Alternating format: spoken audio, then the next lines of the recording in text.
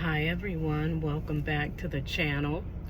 Wanted to just talk about some things. One of the things that has been on my heart is the topic of where is your faith? We all experience disappointments in our lives. We've been waiting on things to happen. We've been praying, possibly for a long time, and then going through difficult seasons, and there's times where you lose heart. You're doing everything, you think you're walking by faith, but a lot goes into that, and I think we also have to walk out the process.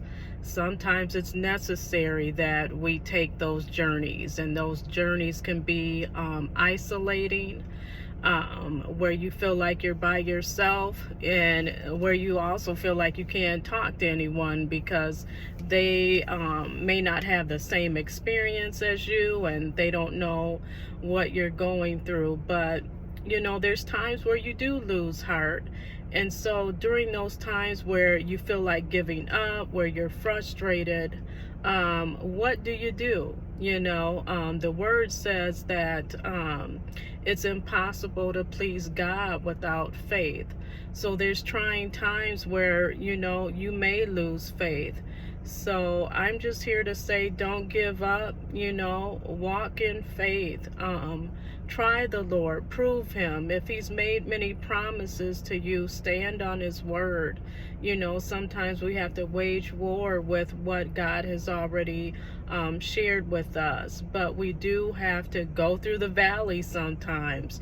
There's a lot of times where we want to be on the mountaintop and continue to have those mountaintop experiences, but there are times where, like I said, life may hit you and it may come out of nowhere, and you may lack faith, you may lack wisdom, but it's in those times where you get into that secret place and you find the Lord, or develop a close relationship with him, to allow him to minister to you, to allow the angels to speak to you as well and give you direction and wisdom in what you should do.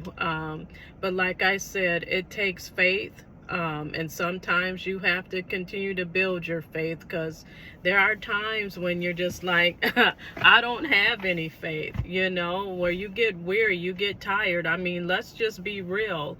Don't want to candy coat this, because there's a lot going on. And how do we navigate these different seasons? One thing is definitely to stay in the presence of the Lord, because he's all that we have. And then two, it's like studying his word and finding ourselves in his word. If he promised to take care of Rahab, of course he's going to take care of you. If he promised to take care of Joseph, he's going to do the same. He's no respecter of persons. So there's no need for us to worry. We just have to know that to be still and to be in God's timing, and all things are going to work together for our good. So just wanted to get on here real quick and just say, to be encouraged. God's got you, no matter what it looks like. You may have some cloudy days, some rainy days, but all in all, God is real, and God is going to take care of you. I hope you all are having a blessed day, and I will talk to you soon. Bye.